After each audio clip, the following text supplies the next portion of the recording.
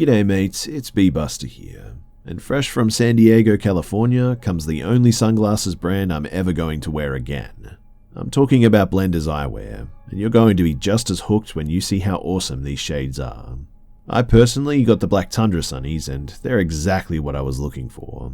From a super comfortable fit to the strength of the shades, I couldn't be happier with what I received. They're perfect to wear when I'm out jogging or hiking because they're a really snug fit and they don't bounce around or fall off. They're also super lightweight and really comfortable. In fact, the other day when I was out for a run, I nearly forgot that I even had them on. Chase Fisher started Blenders by selling his beachy shades out of a backpack while doubling as a surf instructor on Pacific Beach. His goal? To create an adventurous, mid-priced eyewear option with the same cool factor as other leading styles. Unlike expensive big brand shades that you've probably lost or smashed in the past, Blenders are actually really affordable, so you're not going to cry as much when the inevitable happens. Blender's team of in-house designers are constantly coming out with new styles, from orange polarized wraparounds, tortoiseshell frames with purple lenses, to classic gold arms on black lens. And it's not just sunglasses. Blenders also has prescription glasses, readers, and blue lights, as well as a snow collection with goggles and accessories. So, live life in forward motion with Blenders today. To score 15% off your Blenders purchase, visit blenderseyewear.com and enter promo code SCAREDVIP. That's blenderseyewear.com, code SCAREDVIP for 15% off. Blenders, rocked with pride worldwide.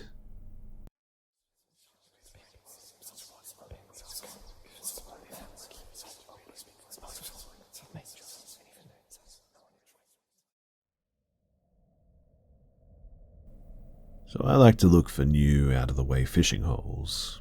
If I'm on a trip and have my gear, I'll pull up a map, look at the different connecting waterways, and try to find back roads that may lead to spots that few people know about. On one trip, maybe about 10 years ago, I'm in Western PA and I'm looking for a road to connect me with this small and sort of out-of-the-way stream that I found on the map. I'm in the country. It's not too desolate, but houses are definitely getting farther and farther apart and looking more and more, beat up, I guess. I surmise that I'm really close to where this stream is supposed to be, so I turn down a dirt road that leads toward a tree line in the direction that I believe this stream could be. The road starts out in okay shape, but as soon as I pass into the tree line, stuff gets really weird. It's mid-afternoon, but the canopy of trees is so thick that it suddenly looks like dusk. Then the road very quickly deteriorates, starts to close in, and then starts to pretty much vanish, I guess. There are banks on either side of me, so I figure that I'm on some sort of old logging road that rarely, if ever, gets vehicles on it anymore. The road is getting worse and worse. Large rocks start appearing at random spots in the road, but first sort of sporadically and then more frequently. It's very unnatural looking. It looks like they were placed on purpose, I guess, but my car has a four-wheel drive. I'm getting a little worried because the rocks are getting larger, and combine this with how tight the road now is and driving around them is becoming more and more sketchy. It's definitely becoming harder to get through this. I'm now driving very slow so as not to pop a tire or make a wrong move and get stuck on the bank or something. But the road suddenly takes a very sharp left-hand turn and sort of downward as well. I creep along this turn but stop as I see the road continuing this weird downward trajectory. At this moment, my gut starts talking to me and telling me to turn around, but it's at this point that I realize that I can't. The road is just not wide enough to do a three-point turn. I could chance it, but I didn't want to get my front end caught on something pushing over the bank or my back end going off the back in the other direction and getting stuck. So I say to myself, keep pushing forward and you are bound to get to just enough room to turn around shortly. As I make my way driving this weird downward road with sharp curves and oddly placed rocks, I start to see items off to the side of the road. At first, it's just garbage. Bottles, boxes, wrappers, etc. Then I start seeing toys. Kids' toys. And lots of them. Like an uncomfortable amount. Then I start seeing clothes. Some look old and weathered like they'd been there for years, and some look fairly new. The amount of clothes that I'm seeing also increases. Then I start seeing mattresses. Not one mattress, but lots of them, all over the place.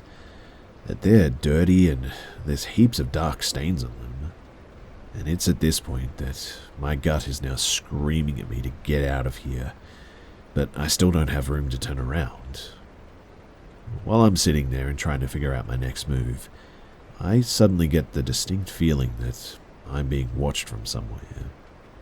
The moment that that feeling hits me, I audibly yell at myself, "Nope." Then I slam the car in reverse and drive reverse, dodging all of the random rocks and all the way back up and out the sharp turns until the path levels out again. I go full on get the heck out of here mode and risk making the 3-point turn as well. My back end goes slightly off the bank and I slam back into drive and pound the gas to throw myself back onto the road and out of whatever dark woods horror movie that I just discovered. I still have no clue what I happened to come across that day.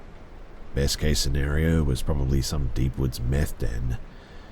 All I know is that ever since then, no matter what I'm doing, the moment that my gut starts telling me to get out, I listen to it.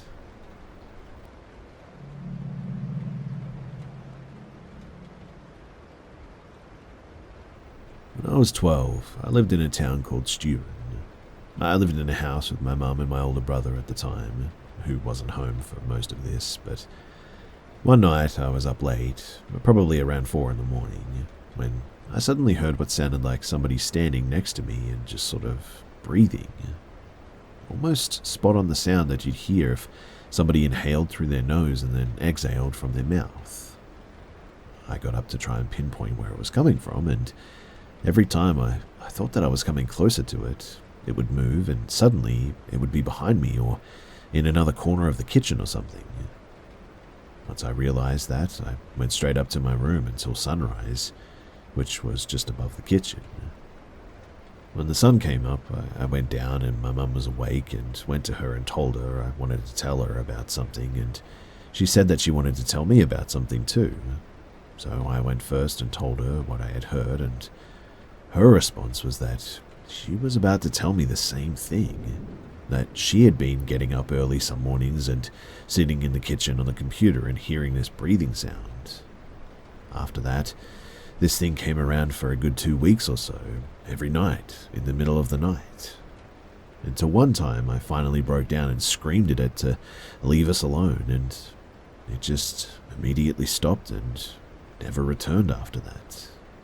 Another time I was laying in my bed on my phone and talking to my friend in another town when my mattress just started shaking violently.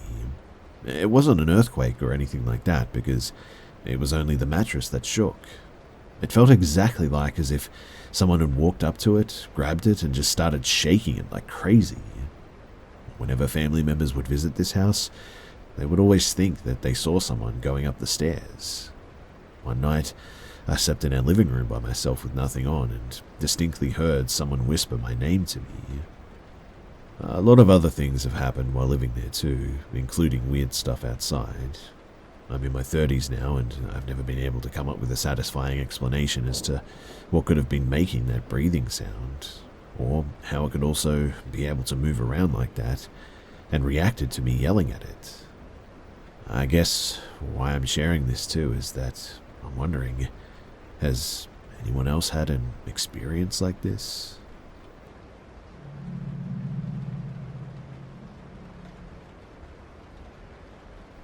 This story takes place 5 years ago. At the time I was 14 and I was a Boy Scout since I was about 11. It was on a summer holiday and we were usually 2 weeks in the wild just doing scout stuff. We get to know other scout groups from the other parts of the country too. It's generally a really good time to meet new people. This time, we met with 3 other groups and we would spend 3 weeks together. For the record, I was with the 2 other guys of my group and we shared a tent together. So, the days go on and one of my friends has a crush on this girl. But one day he invites her to our tent on the evening to have some fun playing cards and tell jokes, and she agreed. And on that evening, she snuck up to our tent and came with a few friends of hers. Her name was Mia. We had a good time during the night, and a couple of hours later, they both left. During the time at the camp, a good friend of mine, Lisa, had a crush on Mia who was also into her, and it was a really happy moment for everyone, really. The days go on, and Mia gets a little bit weird, I guess, and talks alone to people who aren't in the camp. As time goes on, rumors start spreading that Mia apparently tried to end her life in a forest or something. Apparently a kid saw her trying to do something, and after that they alerted the adults, and she was going to get picked up by her parents a couple of days later.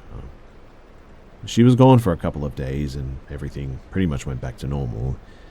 Little did we know, though, that Mia was back in the camp, as other younglings saw her in the forest, saying things in the likes of, "I want to see Lisa," while holding a knife. At that moment, everybody was scared. The adults decided to dress up a big tent and put us all inside, whilst we waited for Mia to show up. Eventually, she did show up too, saw us, and ran straight towards us with knife in hand. It happened so quickly, but I remember it. One of the adults managed to tackle her down and made sure that she wouldn't get up by holding her tight. Another adult made sure to pick her knife up and called for the police and her parents. When the police showed up, they took Mia, followed by her parents, and it was the last time that I saw her. Since then, I only ever really heard from her once more. I heard that she was diagnosed with schizophrenia or something like that, and she's in a clinic with people there to help her. Lisa is obviously still traumatized by all of these events, but one thing that really bums her out is that her name is one letter apart from Mia's. People sometimes mispronounce it, and it always makes her recall these events.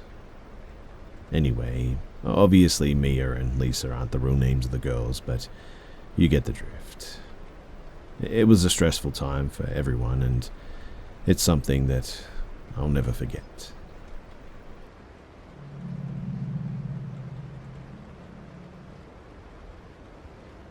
So I live in an apartment with my family in Morocco, and I'm in a period where I need to focus for my final exams. Today, as usual, I'm sick, and so I didn't go to school. I use this free time to practice more for the upcoming tests, and at approximately, I would guess 8 p.m, my father called me and suggested that I should go for a car ride in order to spend some time with him. My parents are divorced, so when I'm with my mother, I see him less often than I do my mum. Anyway, I was with my father for like 30 minutes, and it was really nice. We arrived in the front of the building where I live with my mum. I said goodbye to him, and I went towards the building. I pushed the button of the intercom so that my mum would open the door, and then I saw a food deliverer with his motorcycle parked just next to me. He comes. So here he comes, which is obviously not a problem. I thought that he was going to deliver something to a neighbor. Nothing unusual here, but I don't know. There was just something off. Firstly, usually deliverers in Morocco, I don't know if this is the case in other countries, but certainly is here, have like a box where they store the food in order to keep it warm. But this guy, he didn't have one. He was just holding the bag with the food in his hand while riding the motorcycle. Also, he opened his phone like as if he was going to check a delivering app. But as I said, he didn't have the box or the logo of a delivering service anywhere on him. So even if my mother did unlock the door, I preferred not to open it and talk to this guy. I order from restaurants and fast food a lot, and I'm used to seeing deliverers and even talk a little bit with them from time to time to try and make them laugh and get to know them a bit. I know it's a hard job because of the people being jerks, so I don't know, I just try to be as friendly as I can. So I start saying hi to this guy, "How are you, bro?" in Moroccan, and the guy was pretty nice. He had a great smile and a nice way of talking, but he took time before answering me, like he was sort of, I don't know, like lagging or something. But it's okay, it happens. Maybe he was stressed or preoccupied, so nothing to worry about. I asked him what door number is it, and he replied 42, which is odd because The last door of the building is like the 14th, I think. So I told him to check the app, and then I tried to watch his phone, even though I'm not next to him, and instead of opening a delivering app, he opened WhatsApp and didn't even open a chat. Then he said, "Oh, door 11. And at this moment, I knew something was wrong, because I live at the 12th door, and so 11th door is right next to me, and I'm sure that my neighbors weren't the ones to order because they were on a trip." So at this point, I got a little bit stressed, and I told him that it must be an error because of the reason that I just told you guys, but he insisted to go in and told me that he's used to deliver at this address and that he knows where he needs to go, and he also tells me that the customer knows him and that he asked him to be quick because he liked his food to be as hot as possible. I said to this guy that I couldn't just let him enter the building, but that I was going to check if the guys of the 11th floor were back from their trip, and if so, I was going to let them know that he was here. I also told him that the guard of the building was usually in the cafe next by, and that he could go and talk to him if he wanted. I also lied to him and told him that my dad was waiting for me and that I just needed to go to the WC for a sec. He was angry at first, but he immediately changed his attitude and became sort of friendly again. I asked him to step aside, and then I asked again my mum to unlock the door and entered. I was still nervous, and while I was walking towards the elevator, I got really scared all of a sudden because I noticed that I didn't hear the door close behind me. I felt numb because I could have closed it myself, but at this moment I was sure that he had entered the building.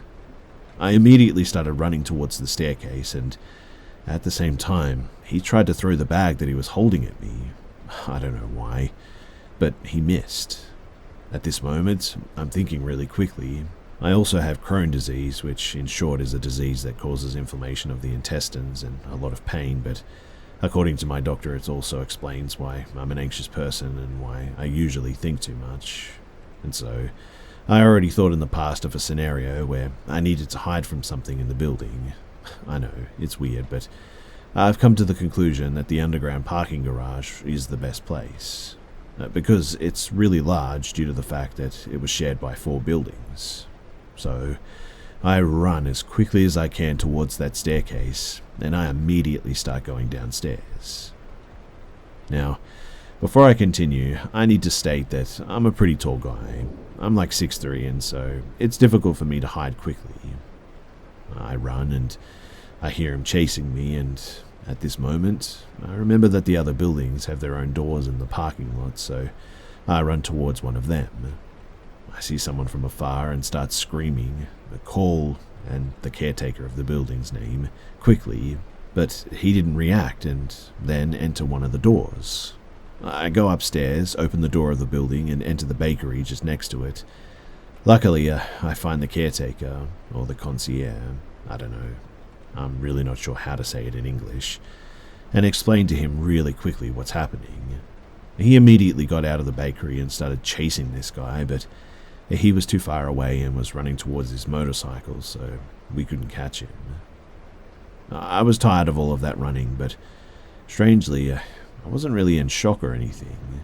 And still, while sharing this, I feel a little bit, I don't know, maybe excited about what happened or something. Am I weird?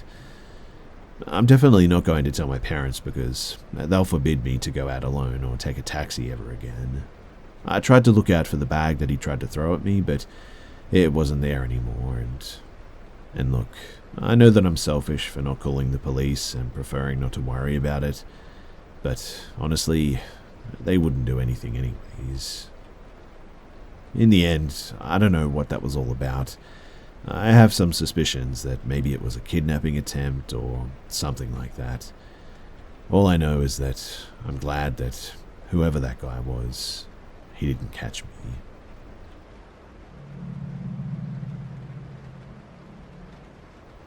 So, this wasn't an encounter with a person, but something that I found with my kiddo in the woods. It was hair, like 20 inches of human hair, in the campfire ring. I spotted it right away because it was so unusual to see. It wasn't burned, but carefully put under 3 or 4 medium-sized rocks. I moved the rocks and used a big stick to investigate, hoping that I wouldn't see a scalp or skin included, hoping that it was a wig and someone thought that they would be funny. But no. It was blonde hair with washed-out blue dye about halfway through it. I tried to turn it over using the stick as much as I could, making sure that it wasn't attached to a scalp or worse. And man, it smelt rotten, like decay.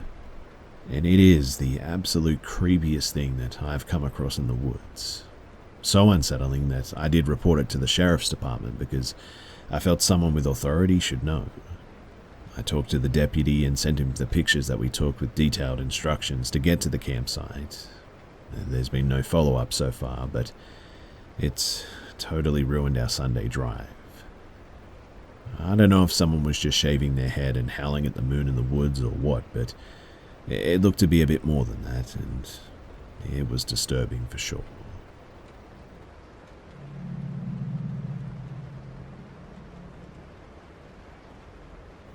I would like to start by saying that I'm 22 and my family has had crazy experiences with ghosts and the otherworldly for generations, apparently. So, for the most of my life, I've lived in haunted houses. Even before I was born, my brothers lived in them and my parents lived in them too, and just generations on both sides of the family have dealt with this. My family are very religious, so it doesn't bother them and they can ignore it. However, I'm not so lucky. My family are very sensitive to energies. My mum is a premonition dreamer. My dad can see ghosts, and me and my siblings, we're a bit of a mixture of both. We do not go searching for houses that specifically are haunted or anything. Let me just state that. But somehow, we always get the haunted unit or house. But we never had a harsh haunting, I guess you could call it, until I was 12 and we lived in a small 3-bedroom house. That house was very active. I saw a ghost walk directly into my room one day, and my cousin was sleeping over that night, and she saw it too. Every house before this small one, though, was like simple shadows in the corner of your eye sort of thing, or the previous owners dealt with spirit work. But we had no idea what this house was. Footsteps in the crawl space or the attic. Florida houses don't have real attics, by the way. Doors opening, locks being unlocked, shadows walking into the rooms, walking past us even, nightmares of being chased. We couldn't explain why it was happening or deny that it was happening too. We lived there for 4 to 5 years, I think. We left when I turned 13 and moved into a townhouse that had something malicious in it. And it turned my family against each other, and it drove me to the breaking point.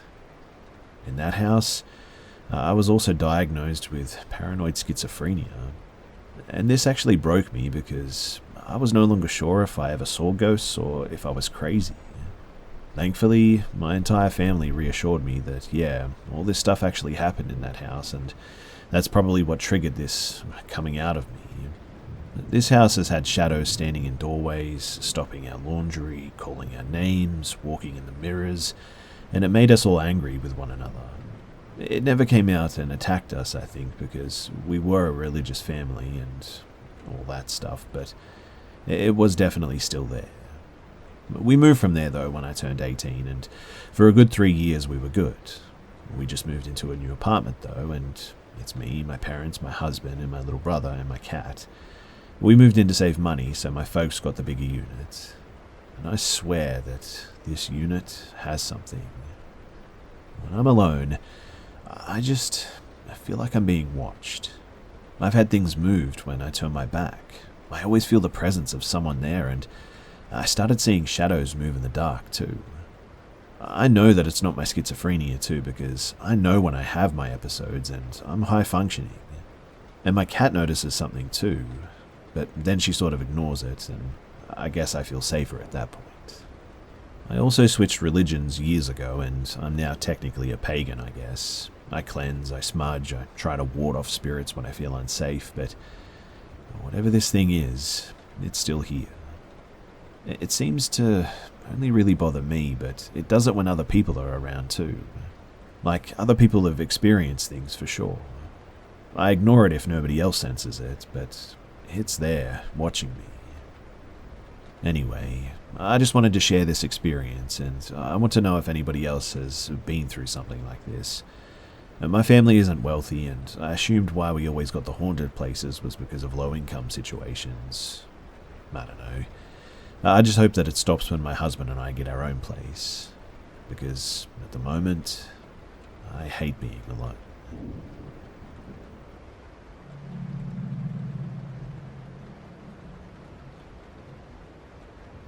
This is my first time sharing this anywhere, so I apologize if details get a little bit confusing, but I'll try my best to make it as concise as possible.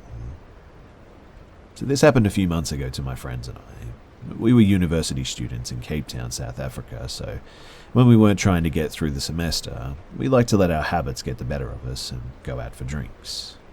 And this night, we had just finished what felt like an extra long day at university and decided to head to a bar about 5 minutes from campus for some much-needed stress relief. The evening was going well, although a bit slow.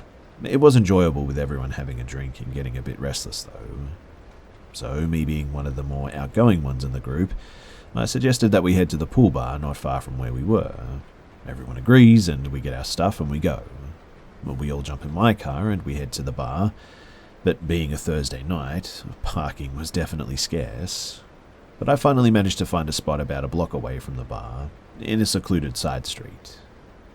I should also mention that this bar is one of the sketchier parts of town, but is normally quite safe due to the amount of nightlife associated with being so close to a university. We walked to the bar and no one really felt uneasy, nor did anything happen to make us feel that way, which was quite surprising to be honest. After a few hours of some pool and just sort of relaxing, we decided that it was time to grab some dinner before restaurants close, as being in South Africa means that most restaurants, even fast food, close really early at around like 7 p.m. or 8 p.m. to comply with the curfew. We ended up deciding to stop at the pizza place below the bar to grab some food before we all decided what the plan for the end of the night was. Because our group was so large and the pizza place being so small, we decided to have those getting food go inside while the others would just sort of wait outside on the street.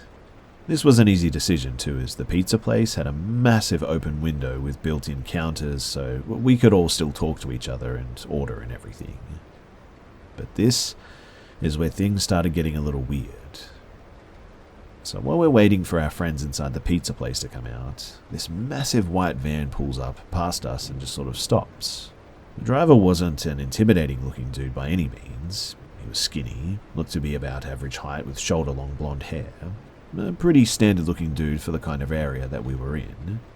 And he calls me and asks if I think his van could fit in the parking spot just behind him.